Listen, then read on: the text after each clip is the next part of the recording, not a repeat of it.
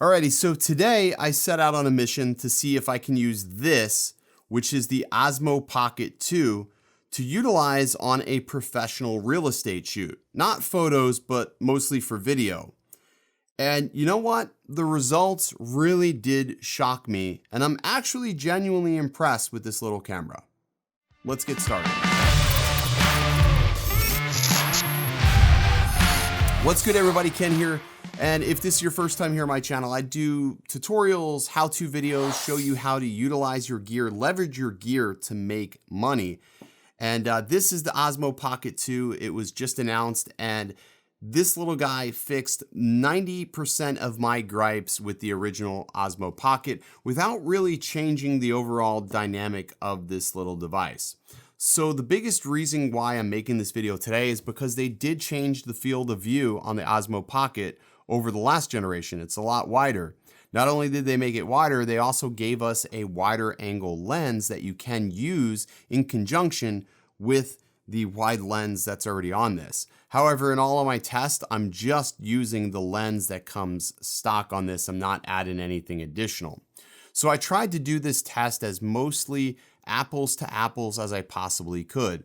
So I used the Osmo Pocket 2, and then I used the Ronin SC2 with the Fuji X-T4 with a 9mm lens. So it's a pretty wide focal length to give you an idea of how wide this lens is on the Osmo Pocket. I shot all of the footage with the X-T4 in log. I shot all of the footage in the standard color profile on the Osmo Pocket. Now, what was so shocking is the dynamic range on the Osmo Pocket is actually outclassing the X-T4 in certain situations, which is pretty damn impressive. Now, for the X-T4, I was shooting in manual, so the X-T4 technically has the advantage in manual, and I left the white balance in auto for both of these cameras. Now, for the Osmo Pocket, I wanted to shoot this video sort of like the average Joe Schmo, where everything was in automatic and you didn't have to really think too much about it other than walk carefully to try to get a smooth shot. So take a look at this footage, and I think you'll be pleasantly surprised.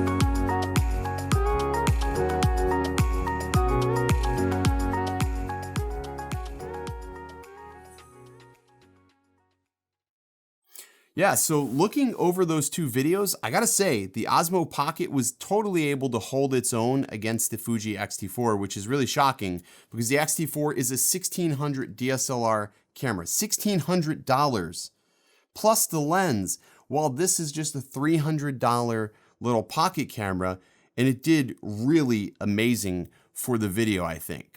Now, a lot of people are probably thinking to yourself, well, I see there's a big difference, but the reality is most agents probably won't notice the little things that camera buffs will notice, like myself, like the white balance wasn't quite as good on the Pocket, and some of the images may have had a little bit of noise, but honestly, for a really fast real estate walkthrough video, I think that this did just fine, and it would be more than enough for MLS or even sharing to social media.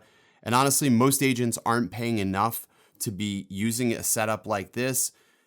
You can easily charge $200 a video using this, and people will gladly pay that, which would pay this off, you know, really quickly and then some, and you would actually be ahead of the game. You can buy yourself another pocket if you want. You can run 2 pockets, whatever you want. Now, for some of the clips, I tried to do the best I could where it was apples to apple, using the zoom feature to try to get up close to make it look like there was a different focal length. I think it did pretty good. I also had my phone attached at all times so I can see the framing. There were a couple of times where the gimbal was faced slightly upwards, and I noticed that the angles and verticals were a little bit off in comparison to the X-T4. And honestly, that just has to do with the fact that you really can't angle your phone. It would be awesome if one of these adapters allowed you to swivel your phone so you can have it at a little bit different angle. I think that would be awesome. As of right now, you can only keep it flat and you'd have to be crouched down to be able to see it. But I think the Osmo Pocket 2 did phenomenal. So if you're wondering whether or not this is enough for a professional environment, it's a yes and no answer. Because yes, on some homes, this is absolutely more than enough to get you some bucks. But for anything that's going to require your reputation or future client work, you're probably going to want to lean more towards a professional camera and a professional gimbal.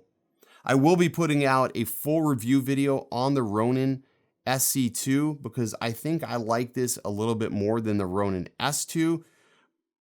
There's some reasons why, and I'll talk about that in my video. But if you want to see more pocket videos, be sure to go ahead and drop me a comment down below. If you want to see me use this in more scenarios like this, I'll definitely spin those videos up. But if you enjoyed, hit the like button. If you didn't, well, go fuck yourself, and I can't help you if you didn't like it. You're a miserable person. And stay original.